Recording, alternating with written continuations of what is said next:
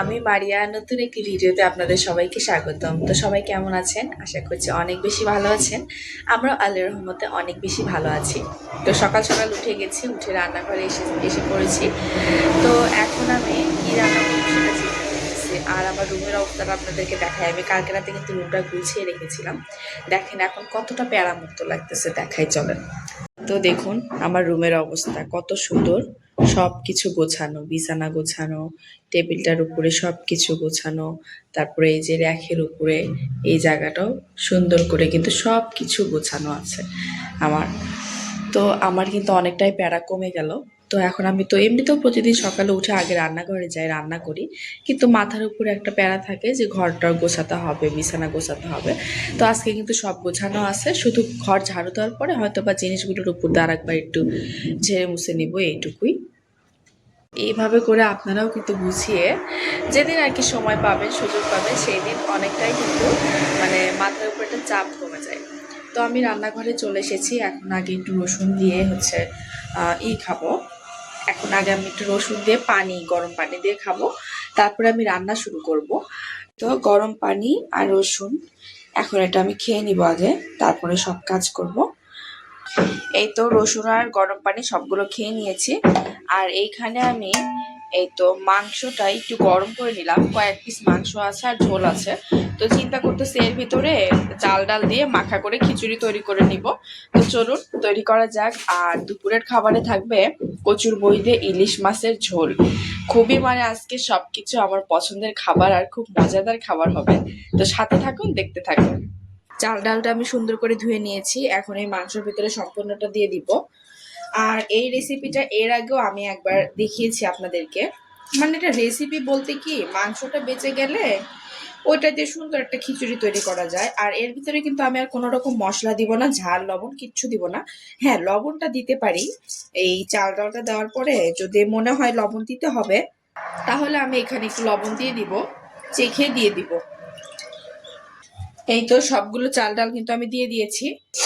সকাল থেকে ওঠার পর থেকে কেমন যেন গলাটা মানে বসা বসা লাগতেছে, মানে মনে হয় ঠান্ডা লাগছে, এরকম একটা অবস্থা। ঠান্ডা লাগলে তো মুশকিল, আমি কথা বলতে পারবো না আপনাদের সাথে। দোয়া করবেন আমার জন্য যেন ঠান্ডাটা না লাগে।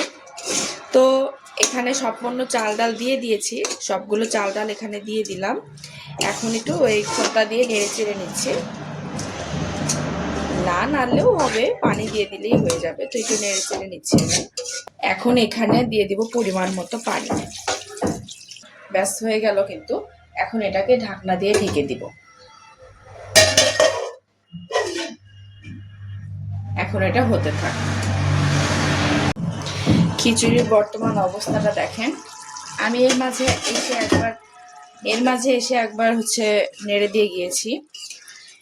আমি এখানেই আছি, তো দুপুরের জন্য তরকারিটা সেটা কাটতেছি। আর একবার এসে নেড়ে দিয়েছি। আর এটা এখন এই অবস্থা। এখন এটার জালটা একটুখানি কমিয়ে দিব যেন চাল ডালটা ভালোভাবে সেদ্ধ হয়। তো আমি এটাকে এখন ঢাকনা দিয়ে ঢেকে দিচ্ছি আর জালটাকে একটু কমিয়ে দিচ্ছি। ব্যাস হয়ে গিয়েছে। এখন একদম হয়ে গেলে আপনাদেরকে দেখাবো ইনশাআল্লাহ। আমার খিচুড়িটা কিন্তু হয়ে গিয়েছে। এই তো আমার খিচুড়ির ফাইনাল লুক। দেখুন কত সুন্দর ঝরঝরার মতো হয়েছে। এটা নামিয়ে রাখলে আর একটু ঝরঝরা হয়ে আসবে। তো এইভাবে কিন্তু আপনারা বাসায় বানিয়ে খেয়ে দেখবেন। অল্প একটু মাংস রান্না করার পরে লাস্টের দিকে অল্প একটু ঝোল বা মাংস বেঁচে যায় 2-4 পিস, সেটা দিয়ে কিন্তু এইভাবে করে খিচুড়ি, মজাদার খিচুড়ি রান্না করা যায়। তো আমি এটা সকালের জন্য রান্না করেছি। এখন আমি এটা ঢেকে দিচ্ছি। খিচুড়ি রান্না শেষ করলাম। তো এখন আমি রান্না করব এই যে ইলিশ মাছ, ঝাটকা ইলিশ, এটা দিয়ে এই তো কচুর বই দিয়ে আমি হচ্ছে ঝোল করব। তো চলুন রান্নাটা শুরু করা যাক। এই তো তেলটা বসিয়ে দিয়েছি, এখন একটু জিরা দিয়ে দিলাম। আমার সয়াবিন তেলটা শেষ হয়ে গিয়েছে, এই কারণে আমি হচ্ছে সরষের তেল দিয়ে রান্নাটা করছি। আর এই তো পেঁয়াজ মরিচ কুচিটা দিয়ে দিলাম।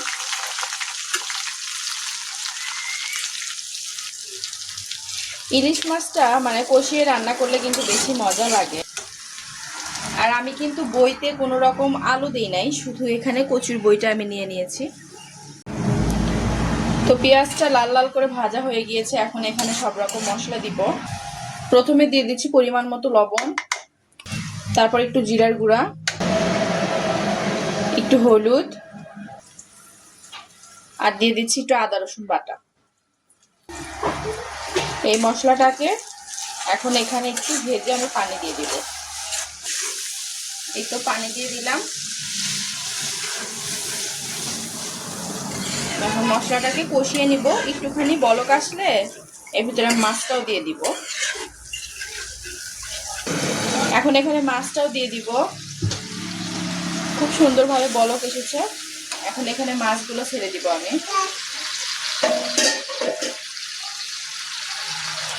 সবগুলো মাছ দিয়ে দিলাম, এখন ঢাকনা দিয়ে ঢেকে দিব। তো মাছটা কষানো হয়ে গিয়েছে, এখন সবগুলো মাছ আমি উঠে নিচ্ছি।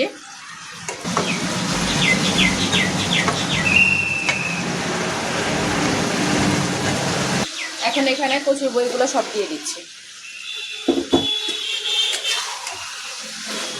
এভাবে করেই কষিয়ে নিতে হবে, ঢাকনা দেওয়ার দরকার নাই। এইভাবে করেই ঢাকনা খোলা অবস্থাতে একটু কষিয়ে নিলে তাহলে খেতে অনেক মজা লাগবে। তো কষিয়ে নিয়েছি, এখন আমি এখানে কষানোর জন্য পানি দিচ্ছি। এখন চুলার আঁচটা জোরে করে এটাকে পানিটাকে সুন্দর করে কষিয়ে শুকিয়ে নিব। ঢাকনা দিয়ে ঢেকে দিলাম। ব্যাস, এখন এটা হতে থাক। কচুর বইটা কষানো হয়ে গিয়েছে, পানিটা শুকিয়ে এসেছে। এখন এখানে আমি একদম ঝোল দিয়ে দিব। এখানে ঝোল দিয়ে দিচ্ছি একদম। আজকে আমি ঝোলটা একটু বেশি পরিমাণে রাখবো, এই জন্য ঝোলটা বেশি করে দিলাম। এখন এটা একটু বলক আসলে মাছটা দিয়ে দিব। এখন ঢাকনা দিয়ে ঢেকে দিই।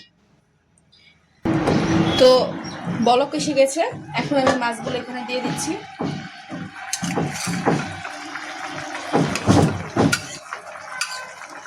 এই তো সবগুলো মাছ দিয়ে দিলাম। বাটিটা ধুয়ে অল্প একটু পানি দিয়ে দিলাম। এখন এটাকে একটু ঢেকে আর একটু রান্না করে নিব। তো আমার তরকারিটা হয়ে গিয়েছে, আমি এখনই নামিয়ে নিব, না হলে একদম ঝোল শুকিয়ে যাবে। তো আমি জালটা বন্ধ করে দিচ্ছি। ব্যাস, এখন এটাকে আমি বাটিতে ট্রান্সফার করে নিব।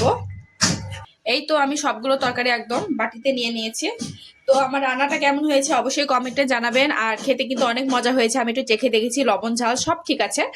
তো এই তো ছিল আজকের আমার রান্না। সকালে ছিল খিচুড়ি, আর দুপুরের জন্য এটা রান্না করলাম। এই তো রান্না শেষ করলাম, তো সবকিছু এখন এইগুলো সব মুছে নিচ্ছি। গ্যাসের চুলা টুলা সবকিছু মুছে ফেলতেছি। আর এইদিকে দেখেন কতগুলো বাসন কোসন, এগুলো পরে মাজবো, আগে আমি একটু খাবো। এই চুলা টুলা এগুলো পরিষ্কার করে আগে একটু খেয়ে নিবো, বাচ্চাদের খাওয়াবো, তারপরে একদম বাসন কোসন গুলো মেজে নিব। তো আমি এগুলো পরিষ্কার করে নিই। এই তো পুরো রান্নাঘরটা সুন্দর করে গুছিয়ে ফেললাম। এখন শুধু একটু বাসন কোসন গুলা মাজতে হবে। তার আগে আমি একটু খাবো। দেখুন কত সুন্দর করে প্লেটটা সাজিয়েছি। আসলে পছন্দের খাবার রান্না করলে মানে কখন খাবো শুধু এরকম হয়। তো আমি এখন তাড়াতাড়ি করে খিচুড়িটা দিয়ে, এখানে আচার নিয়েছি, শসা নিয়েছি, এখন তাড়াতাড়ি করে খেয়ে নিব, তারপরে কাজগুলো করে ফেলবো। খাওয়া দাওয়া শেষ করেছি, এখন দেখেন ঘরের কি অবস্থা। ওই ঘরটা তো ঠিকই আছে, গোছানোই আছে, এই ঘরটা এলোমেলো। তো এখন এই ঘরটা সুন্দর করে গুছিয়ে নেই, গোছানোর পরে দেখা হচ্ছে।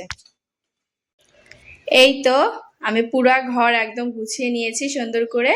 এখন শুধু ফ্লোরটা ঝাড় দিতে হবে, তাহলেই হয়ে যাবে। আর আমি এখন চলে যাব সরাসরি রান্নাঘরে বাসন কোসন মাজতে হবে, অনেকগুলো বাসন কোসন জড়ো হয়ে গেছে। তো এখন ওগুলা মেজে ফেলি।